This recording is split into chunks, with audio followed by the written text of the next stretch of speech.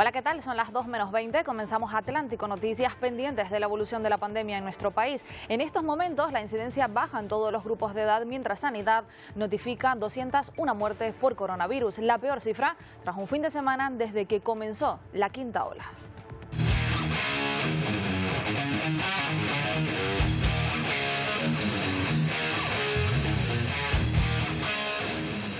Las UCI se mantienen por encima del 20%, cifra que continúa también descendiendo, aunque muy lentamente. En estos momentos hay más de 8.300 personas ingresadas en hospitales luchando contra la enfermedad. Mientras la campaña de vacunación avanza, pero no se conseguirá el reto marcado por el gobierno de inmunizar al 70% de la población antes de finalizar agosto.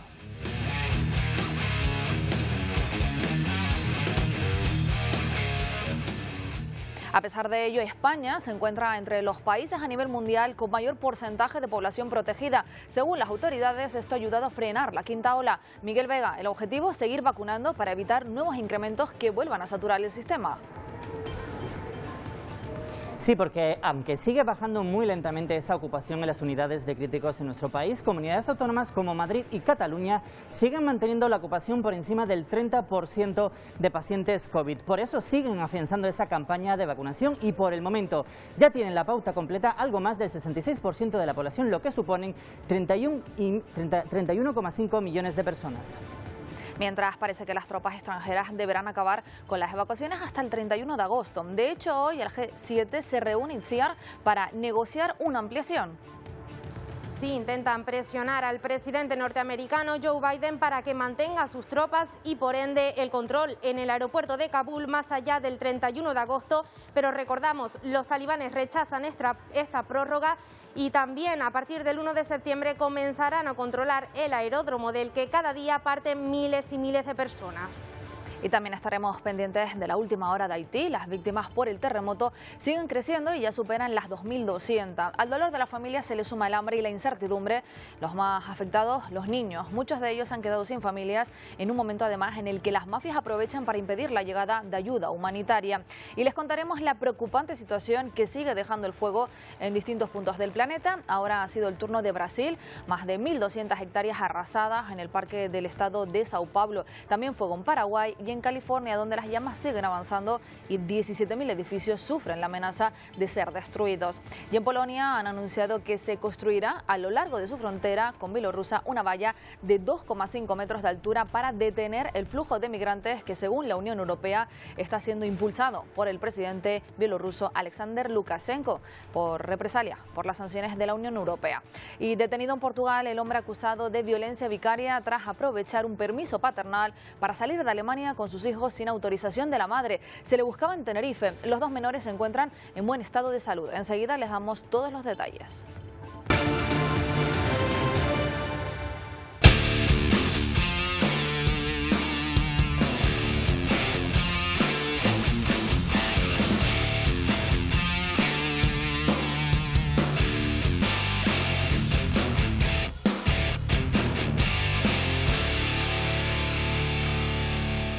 Arrancamos ya esta Atlántico Noticias y lo hacemos en Haití porque las víctimas del terremoto siguen aumentando, ya se superan los 2.200 y al dolor de esas familias se le suma el hambre y la incertidumbre tras los enormes destrozos.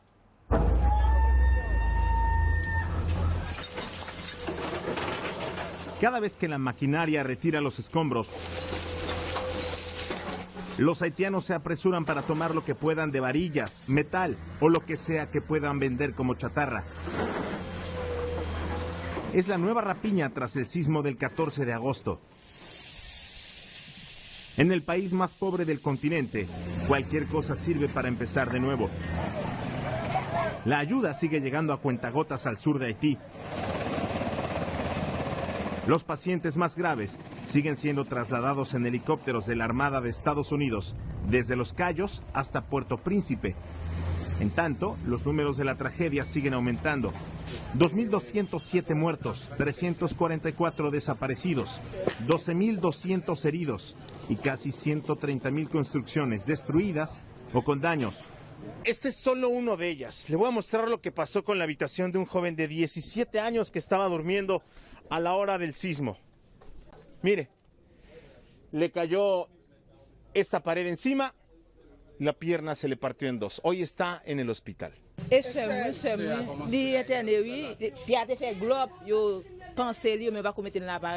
About the situation, about most of Asian doesn't having nothing to eat.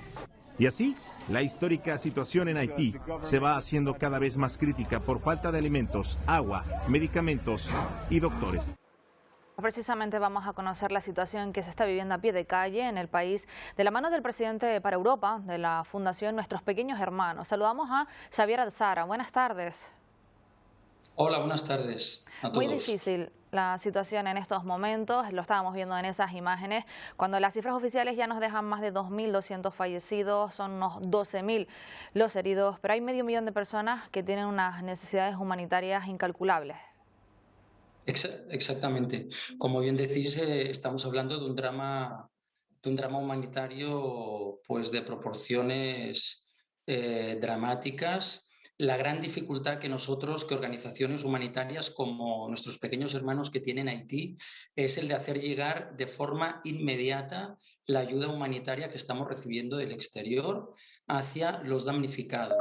Y para esto, pues claro, uno se tiene que enfrentar a grandes dificultades, carreteras cortadas o en muy mal estado, laderas de montañas que se han derrumbado, es decir, que interrumpen el paso de cualquier vehículo terrestre. Tenemos la presencia de gangs, no olvidemos, los gangs son grupos armados que controlan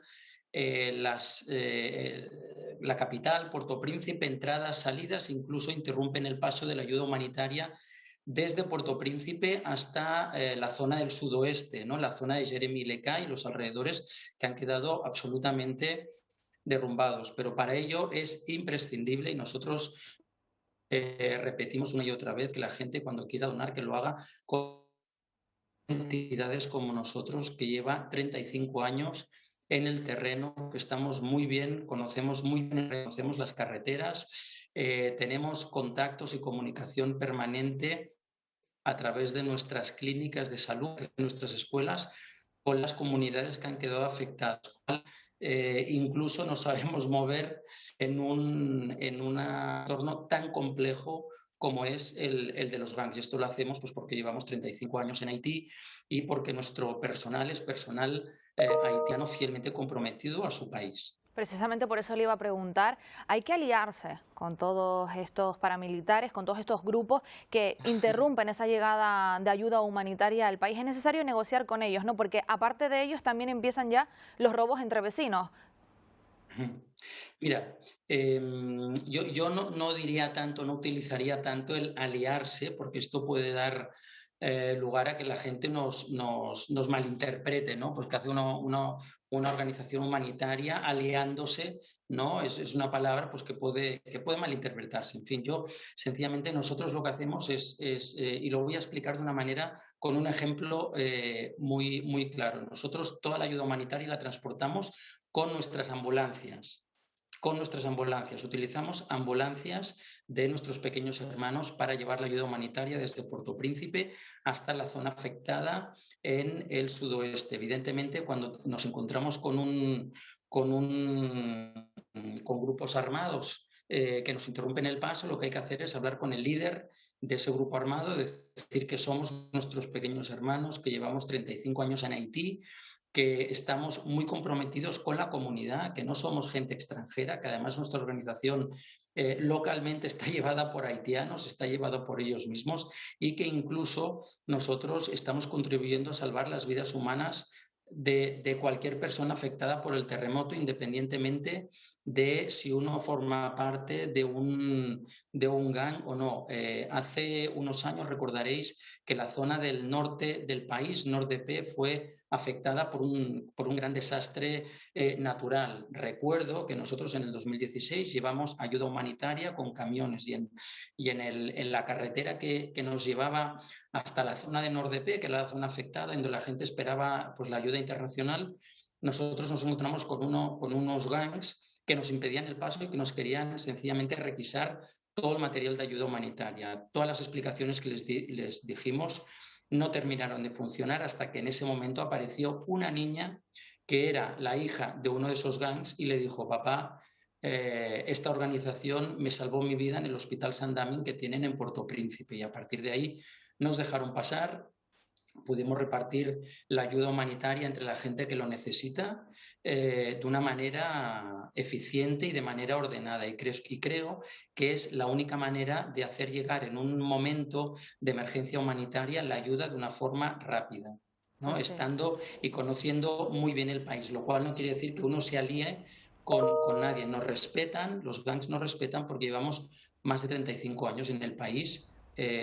Movilizándonos por la comunidad, por el país.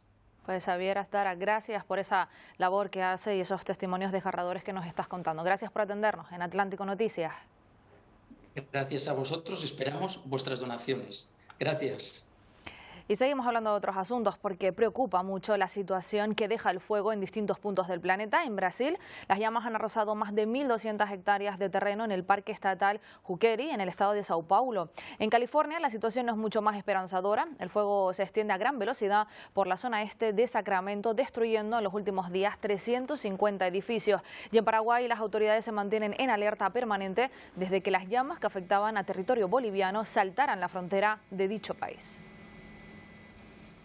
Las llamas avanzan por la zona del Chaco, en la frontera de Bolivia con Paraguay. Las autoridades paraguayas confirman que hay un alarmante número de focos de incendios forestales activos en estos momentos. Está consumiendo ya casi el 70% a 80% de nuestro parque ya. No estamos pudiendo controlar el fuego.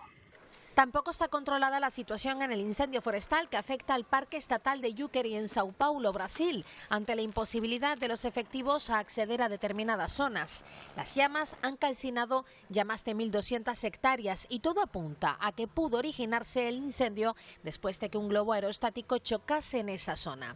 Las altas temperaturas están impidiendo desarrollar con éxito las labores de extinción, al igual que en California, donde además hay que sumarle las fuertes rachas de viento que están favoreciendo la propagación del incendio, afectando ya a 43.100 hectáreas. El fuego, bautizado por las autoridades como Caldor, amenaza unas 17.000 viviendas y arrasa California a la vez que otro incendio, el Dixie, que lleva activo más de un mes a pesar de los esfuerzos de las más de 6.200 personas que trabajan para extinguirlo. Tras paralizar el pasado fin de semana el Centro Financiero Histórico de Londres, ahora un grupo de activistas climáticos ha vuelto a salir a la calle. Esta vez han bloqueado el tráfico en la ciudad, encadenándose a coches y a una mesa rosa gigante instalada en medio de la calle. La Policía Metropolitana de Londres tuvo que actuar y algunos activistas fueron arrestados. Los manifestantes piden una respuesta de emergencia de los gobiernos ante el avance del cambio climático y sus efectos. Precisamente más de 1.000 millones de niños están gravemente expuestos a los efectos del cambio climático. En República Centroamericana, el Chad y Nigeria se encuentran los más vulnerables. Esta es la conclusión según el primer estudio sobre el índice de riesgo climático de la infancia elaborado por UNICEF. Vamos a profundizar en este asunto hoy aquí en Atlántico Noticias y para ello saludamos a Blanca Carazo, responsable de programas y emergencias de UNICEF España. Buenas tardes. Hola, buenas tardes. Bueno, lo anunciaba al principio, más de 1.000 niñas y niños expuestos a la crisis del clima. ¿De qué problemas estamos hablando exactamente? Bueno, hablamos de los problemas que todos estamos viendo, de olas de calor, de inundaciones, tanto fluviales como por subida del nivel del mar, de falta de agua, de ciclones y de contaminación y de enfermedades transmitidas por vectores como la malaria y el dengue. Son 8 amenazas que hemos estudiado en este análisis y que nos han dado un ranking, digamos, de los países en función del riesgo climático que tienen para niños y niñas. ¿Cuáles son esos países exactamente? ¿Cuáles son los que más están afectados en todo el planeta?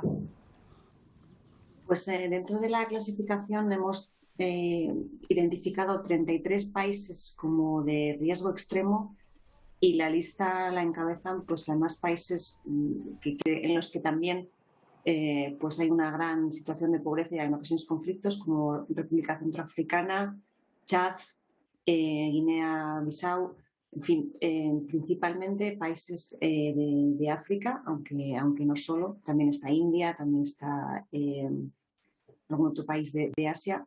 Pero lo más quizás llamativo es que de estos 33 países, solo son responsables del 9% de las emisiones del cambio climático, con lo cual vemos que los niños más afectados, digamos que son los que están en países con menos responsabilidad sobre el efecto, o sea, sobre el cambio climático, y que sin embargo son los que más sufren sus efectos. Un fenómeno que pone en riesgo completamente su salud, su educación y su esperanza de vida. Claro, todas estas amenazas al final son especialmente graves para niños y niñas. Por una parte porque pues, ante enfermedades, ante catástrofes naturales son más vulnerables, tienen menos resistencia. Hay algunos de estos fenómenos, como puede ser la contaminación por plomo, que en el caso de los niños afecta a su salud de manera todavía más grave que en adultos. Y luego, por otra parte, porque al final pues, lo que vemos con esta exacerbación de estos fenómenos y de la crisis climática es que el planeta se está convirtiendo en un lugar más peligroso, y allí es donde los niños de ahora van a vivir, ¿no? Unas cifras que podrían reducirse si frenamos todos estos efectos que estamos padeciendo ya del cambio climático. Justo lo que nosotros queremos plantear es este ranking simplemente como una llamada de atención una vez más, y también para saber dónde es más urgente actuar, ¿no? Y aunque la urgencia es obviamente global, como ves la crisis climática, sí sabemos que tenemos que avanzar de una manera muchísimo más rápida y más contundente que hasta ahora en reducir la emisión de gases de efecto invernadero. Tenemos que poner en marcha planes y medidas que mitiguen el efecto del cambio climático, porque en este análisis que hacemos no solo tenemos en cuenta el impacto de estas catástrofes, sino también qué servicios o qué ayudas o a qué pueden acceder niños y niñas para disminuir ese impacto del cambio climático, y eso incluye desde tener servicios de agua hasta tener atención médica. Entonces, lo que vemos es que, como decía, tenemos que reducir las emisiones, tenemos que poner en marcha estas medidas de mitigación de los efectos del cambio climático para niños y niñas. Tenemos que, desde luego, asegurar la participación de niños, niñas y jóvenes en las decisiones que tienen que ver con cómo acabar con la crisis climática, cómo combatirla, y, por supuesto, pues aumentar y dar a los más jóvenes toda la información sobre estos temas para que ellos mismos puedan, como nos lo están demostrando, ¿no?, en muchas ocasiones y en todo el mundo, pues proponer soluciones para mejorar su entorno y para cuidar el planeta. Pues ahí queda ese mensaje de Blanca Carazo, responsable de emergencias de UNICEF. Gracias por atendernos. Muchas gracias. Y vamos ahora a contarles otra emergencia, la de la población afgana, que aún continúa fuera del aeropuerto de Kabul. Las evacuaciones se agilizan frente a la salida de las tropas extranjeras Itziar el 31 de agosto. 12 años.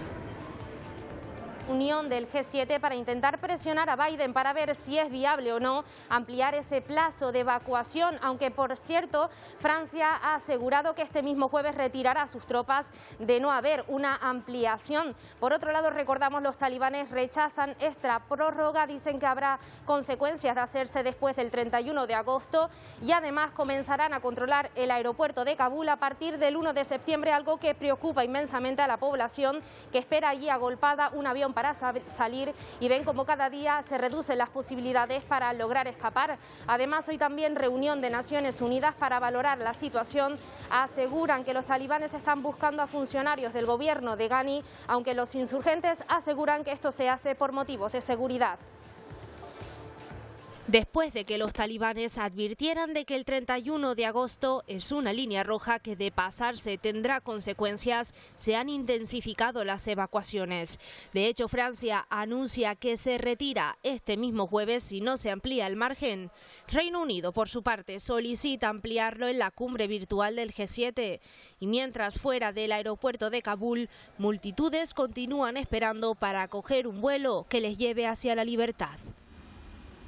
Por contra, y a pesar de la presión a Biden para que logre extender el periodo de evacuación, a partir del 1 de septiembre el aeródromo dejará de estar custodiado por las tropas norteamericanas y pasa a estar en manos talibanas, algo que sobre todo preocupa a la propia población, que espera poder salir del país antes del próximo martes, y mientras Bruselas eleva hasta los 200 millones la ayuda humanitaria. Los informes internacionales apuntan a que los talibanes, con una lista con nombre y apellidos, persiguen a funcionarios de la administración de Ghani considerados ahora como infieles. Dicen lo hacen para garantizar la seguridad, al mismo tiempo que dejan en libertad a prisioneros encarcelados por el último gobierno. Y a España ya han llegado más de 800 personas evacuadas. Se espera que a lo largo del día lleguen otras 420 más. Según la ministra de Defensa, Margarita Robles, la situación en el aeropuerto de Kabul es muy complicada. Habrá gente que tendrá que quedarse allí y además ha asegurado que esto no depende de nosotros, sino del duro y ferro control de los talibanes en las inmediaciones del aeropuerto. 420 personas de nacionalidad afgana llegarán a lo largo de este martes a la base de Torrejón de Ardoz, sumándose a los 800 evacuados que ya están en nuestro país. 2 aviones aterrizarán esta misma tarde y un tercero está previsto que lo haga de madrugada. En total son 3 vuelos procedentes del aeropuerto de Kabul, uno más de lo que España tiene autorizado diariamente. Estas operaciones están previstas que se mantengan mientras Estados Unidos controle dichas instalaciones aeroportuarias. El riesgo de atentado existe siempre y en todo caso. No se puede descartar ni en Kabul ni en ningún sitio. En todo caso, por eso no estamos dando a veces suficiente información, porque lo más importante es la seguridad de nuestras Fuerzas Armadas que están realizando los viajes y también, obviamente, de las personas que quieren acceder al aeropuerto de Kabul.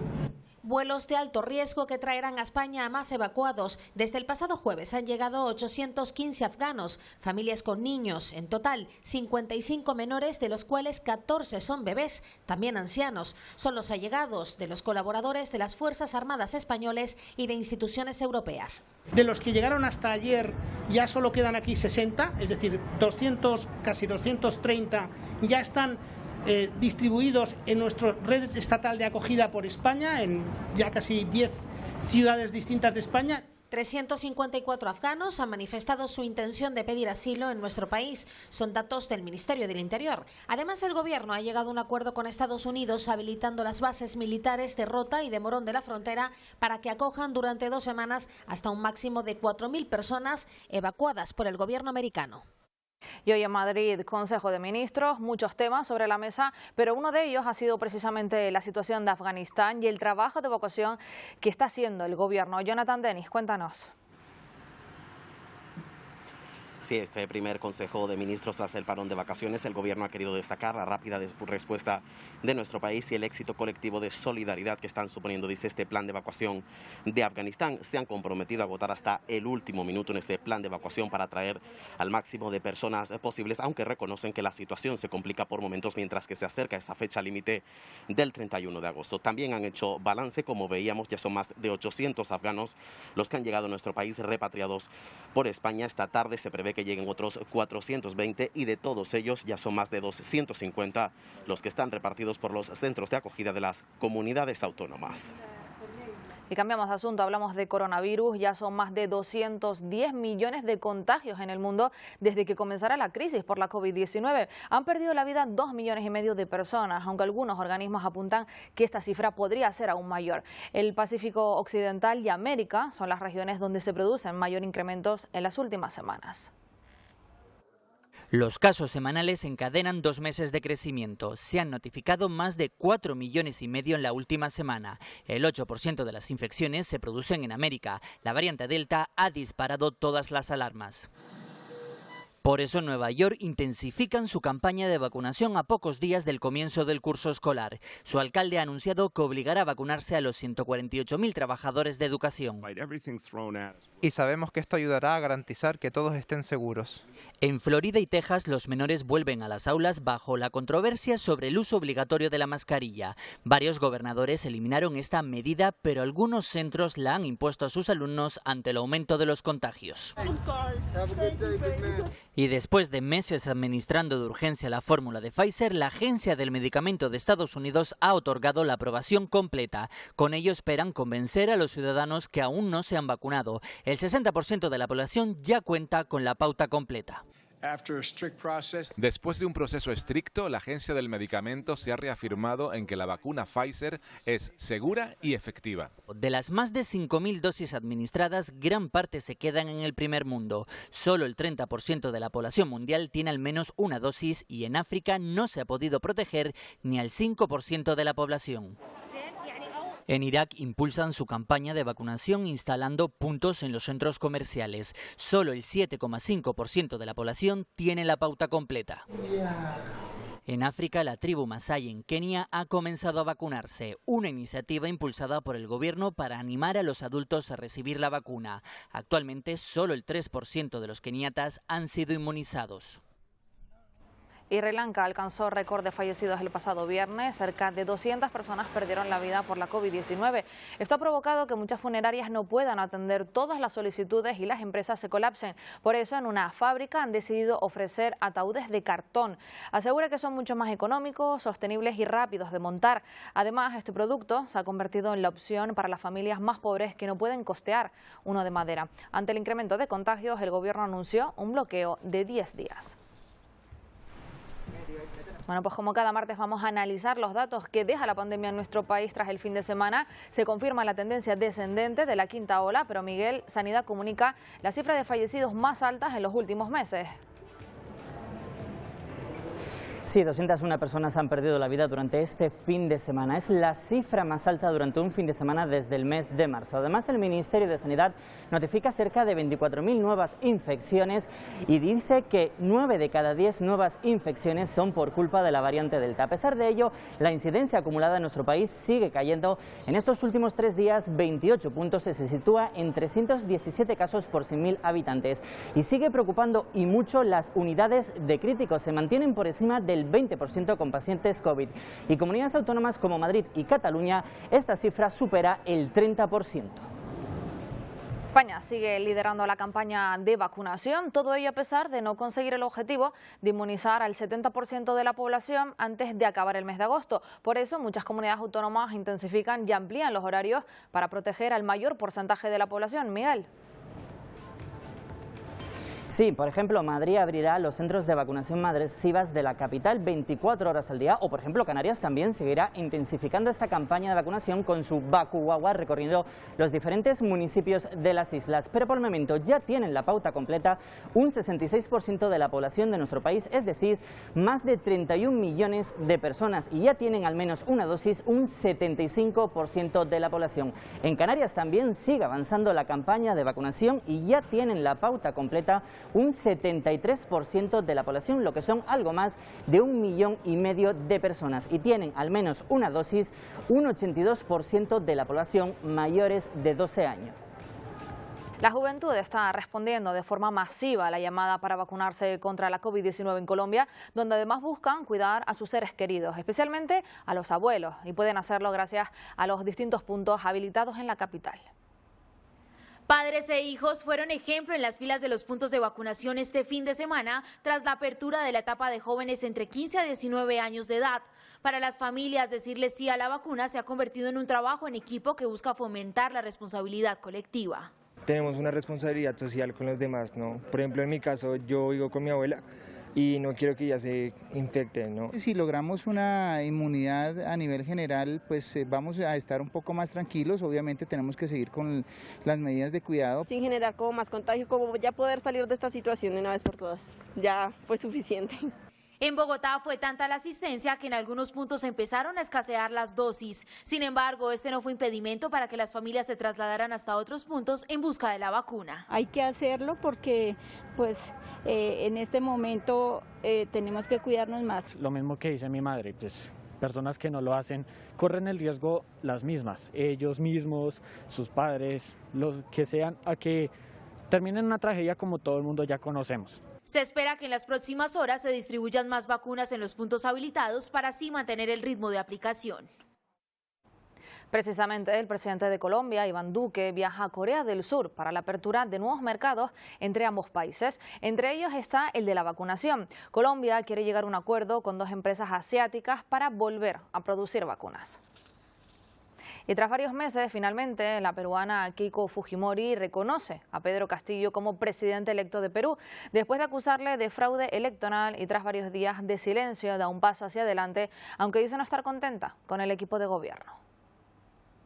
Reconozco al presidente, además proclamado por el Jurado Nacional de Elecciones. Aunque no hubo saludo de felicitación, Keiko Fujimori reconoció finalmente a Pedro Castillo como ganador de las elecciones y presidente de la República. Incluso no descartó reunirse con el jefe de Estado. Pese a ello, Fujimori Iguchi demandó al mandatario corregir el rumbo de su gobierno y realizar cambios en el gabinete si quiere obtener el voto de confianza. El voto de confianza no va a depender de las bancadas que están representadas en el Congreso. Ha caído muy bien la renuncia del canciller y la juramentación del embajador Maurtua. Si se hacen cambios adicionales, esto generará un mayor consenso. La lideresa del fujimorismo, quien en los próximos días enfrentará un juicio oral por lavado de activos, aseguró que seguirá activa en su partido, pero evitó decir si intentará ser candidata a la presidencia por cuarta vez consecutiva. Tras regresar del exilio, varios opositores venezolanos deciden si presentarse o no a las elecciones que se celebrarán en noviembre. De plazo tienen una semana y temen que para la cita electoral no hayan observadores. La última hora la tiene Adriana Núñez desde Caracas. En Venezuela, a una semana de que se cierre el lapso para presentar candidatos a las elecciones regionales, la oposición aún no decide si participará en la contienda. Algunas voces de la disidencia piden definir cuál será la estrategia de cara a esos comicios. Hay que recordar que desde diciembre de 2017, la oposición mayoritaria ha boicoteado las últimas 3 elecciones, pero en esta ocasión, según miembros del Consejo Nacional Electoral, se están dando mayores garantías. Mientras tanto, al país han regresado en los últimos meses líderes opositores que estaban en el exilio y que han mostrado su interés en votar siempre y cuando los partidos en unidad así lo decidan. Por otra parte, se está a la espera de conocer si la Unión Europea enviará al país una misión de observación para las elecciones de gobernadores y alcaldes del 21 de noviembre. Por su parte, la firma encuestadora Consultores 21 ha dicho que en una encuesta aplicada en el mes de julio, un 60% de los venezolanos está dispuesto a votar, pero solo 30% dice que está completamente convencido de acudir a la fecha del 21 de noviembre. Desde Caracas, Venezuela, les informa Adriana Núñez, Rabascal de La Voz de América para la Alianza Informativa Latinoamericana. Y Polonia ha anunciado que construirá una valla a lo largo de su frontera con Bielorrusia para detener un flujo de migrantes que, según la Unión Europea, está siendo impulsado por el presidente bielorruso Alexander Lukashenko en represalia por las sanciones de la Unión Europea. Polonia y otros estados de la Unión, Lituania y Letonia, han advertido de un incremento de migrantes de países como Irak y Afganistán que intentan cruzar sus fronteras. En estos momentos, un grupo de medio centenar de personas están atrapadas entre guardas fronterizos polacos y bielorrusos. Y la decisión de México de pedir una visa a partir del próximo 4 de septiembre para poder viajar hasta su país está provocando colas de ecuatorianos que quieren tramitar su visado como esta a las puertas del Registro Civil de Cuenca. Hasta el momento, miles de ecuatorianos han intentado llegar a Estados Unidos a través de México y son más de 70.000 los que están detenidos en las fronteras. El problema migratorio en Latinoamérica se extiende en casi todos los países. Por ejemplo, a Panamá llegan personas desde Haití, incluso desde antes de que ocurriera el terremoto. A día de hoy son miles de migrantes varados a la espera de cruzar la frontera.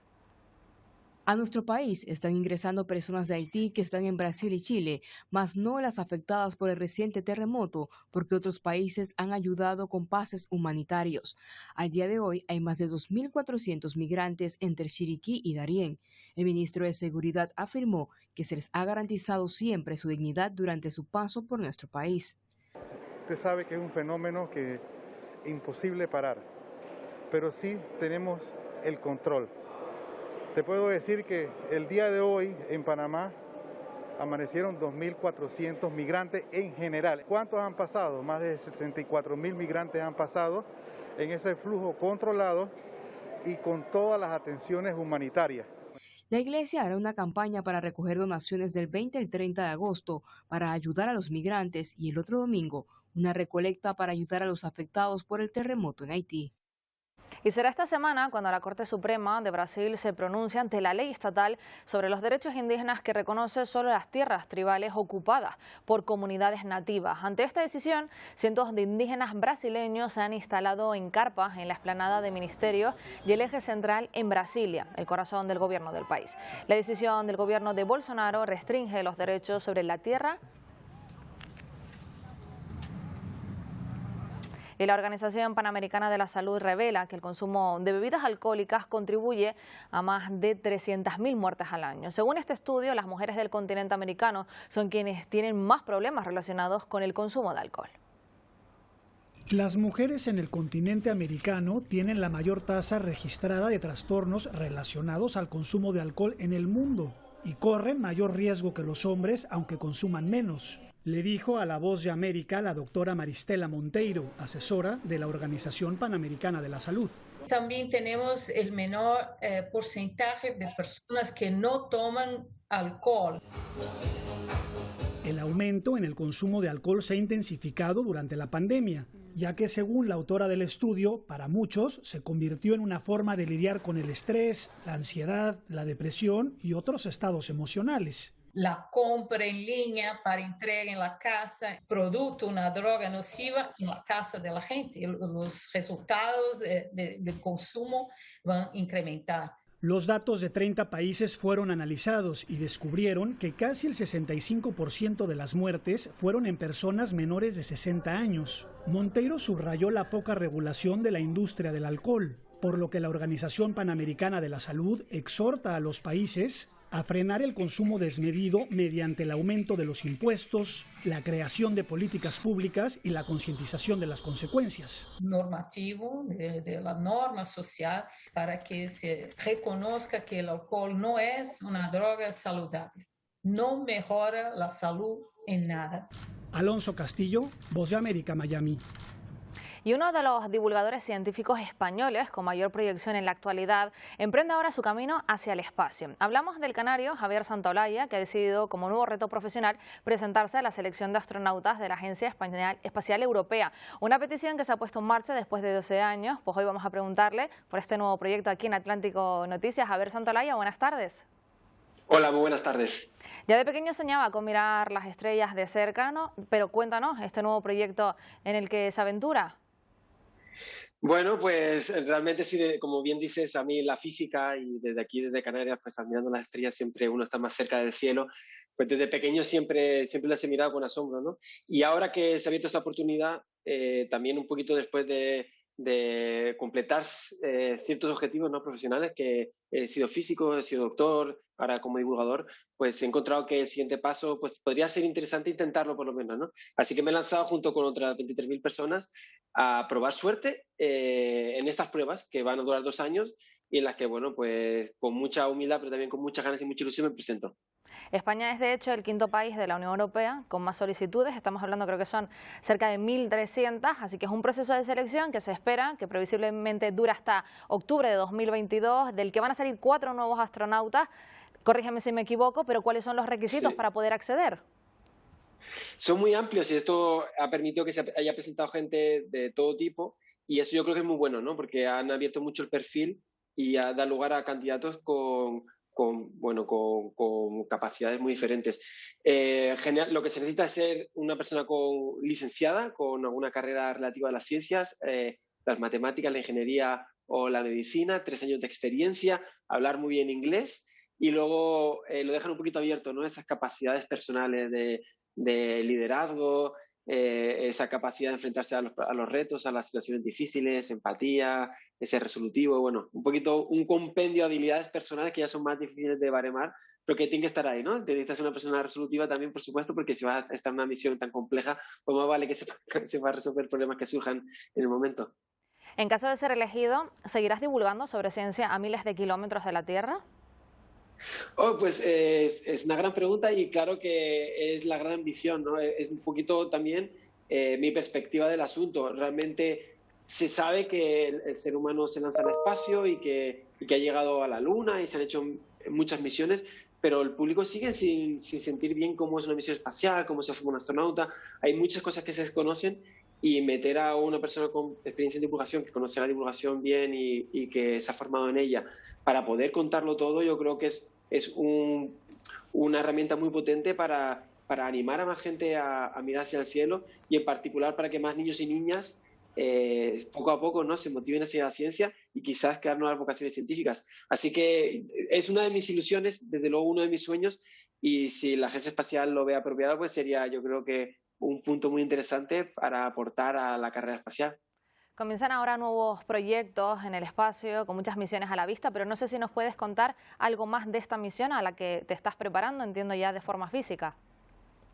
No, realmente se ha abierto un puesto, pues como puede abrir un proceso de selección, una empresa cualquiera en la cual salen a la luz, pues bueno, puestos para cubrir, y la gente simplemente oposita a ellos.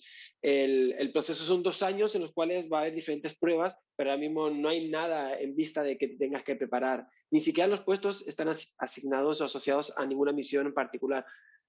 Así que lo que han hecho simplemente es abrir el puesto a europeos que puedan cumplir las características para, una vez si lo consiguen, ya empieza la preparación. Así que no nos estamos preparando. Yo creo que seremos unos 30, 50 canarios que estamos en ello, y con mucha ilusión, supongo que todos, buscando la oportunidad de ser el primer astronauta canario. Y bueno, pues de momento aguardando, ¿no?, la emoción para lo que se viene, que en caso de ir pasando fases ya habría que ir preparándose, pero ya digo, eso será cuestión del futuro 2022 y quizás también incluso 2023. Bueno, pues estaremos pendientes de esos 30 canarios, también de ti, Javier Santolaya. Gracias por atendernos una vez más en Atlántico Noticias y mucha suerte. Hasta pronto y muchas gracias, de verdad. Y es una de las noticias que marcan la actualidad del día de hoy. Ha sido detenido en Portugal, a 100 kilómetros de Lisboa, el hombre acusado de violencia vicaria tras presuntamente secuestrar a sus 2 hijos de 11 y 10 años. Los menores están en buen estado de salud. La Policía Nacional había detectado que el padre de los pequeños, sobre quien pesaba una orden internacional de búsqueda, había abandonado Tenerife. Chatsirac Herrera, ¿qué más sabemos?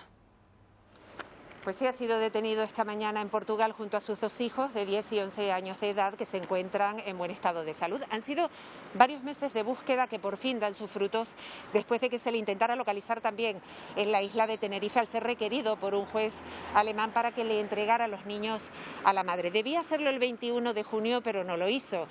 Las pesquisas policiales llevaron a averiguar que justamente 2 días antes de esa fecha de entrega, de ese 21 de junio, el alemán viajó en compañía de sus hijos hasta Lisboa, haciendo escala en Madrid. Posteriormente la policía consiguió seguirle la pista y localizarlo y situarlo en Portugal, donde finalmente ha sido detenido a unos 100 kilómetros de Lisboa. La madre de los niños recibía hace unas horas una llamada de la policía española confirmándole la noticia. Gracias, Chatsirac. Y nos vamos ahora hasta Murcia, porque las imágenes de peces muertos en el Mar Menor continúan sucediéndose. Una situación que ha llevado al presidente de la región a pedir que se declare la zona gravemente afectada por una emergencia de protección civil. Es la dantesca imagen que presenta el Mar Menor. Todos los días, durante ya más de una semana, miles de peces y crustáceos aparecen muertos en su orilla por falta de oxígeno. Es el último capítulo de la crisis ambiental que vive esta laguna salada, uno de los ecosistemas más importantes del Mediterráneo. Y esto se ha convertido en un río que lleva años y años, día y noche, echando todos los excedentes del riego, que van todos cargados de los agroquímicos. Todo eso, igual que alimenta las plantas terrestres, está alimentando las algas de aquí. El Mar Menor se muere y clama auxilio. Como medida urgente, el gobierno de la región de Murcia ha aprobado el dragado de la Gola de Marchamalo, que comunica el mar Mediterráneo con el Mar Menor, para favorecer así la oxigenación de la laguna salada. Hasta aquí hemos llegado. No hay un minuto más que perder. El gobierno de la región de Murcia solicitará al gobierno de España la transferencia de las competencias de costas y de la cuenca vertiente al Mar Menor. El presidente murciano pedirá que se incluya en el próximo Consejo de Ministros la declaración del Mar Menor como zona gravemente afectada. Vamos en directo hasta Tokio, porque después del final de los Juegos Olímpicos, hace 16 días, se vuelven a abrir los estadios para los Juegos Paralímpicos. Es la imagen que nos llega desde allí, desde el estadio. España estará representada por 142 deportistas que han logrado plaza en 15 de las 23 disciplinas del programa de competición. Un representante del Alto Comisionado de las Naciones Unidas para los Refugiados será el abanderado de Afganistán, como gesto de solidaridad y paz hacia los 2 deportistas afganos que no han podido viajar hasta Tokio. La competición durará 12 días y participarán un total de 162 países. Y en España, un grupo de arqueólogos ha localizado en Salamanca restos que podrían datar del 1000 a.C. Se trata de unos amuletos de la diosa egipcia Hathor, fabricados en el Viejo Egipto y que podrían haber llegado hace varios siglos a la península. Los trabajos en la zona comenzaron en los años 90 por la Universidad y el Ayuntamiento de Salamanca. Según las primeras investigaciones, podrían demostrar los intercambios comerciales que se produjeron entre la ciudad hispana a través de la Ruta de la Plata. Pues hasta aquí este programa de Atlántico Noticias. Hoy nos despedimos con una triste noticia: el fallecimiento de Brian Travis, saxofonista y fundador de V40, el miembro de la legendaria banda de reggae pop británica.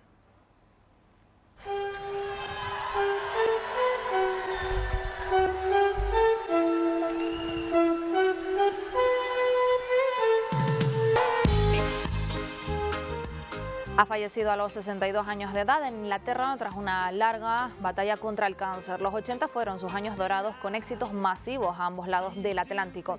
Con V40 les decimos hasta mañana. Se quedan ya con toda la actualidad en el Telenoticias 1. Que descansen. Adiós.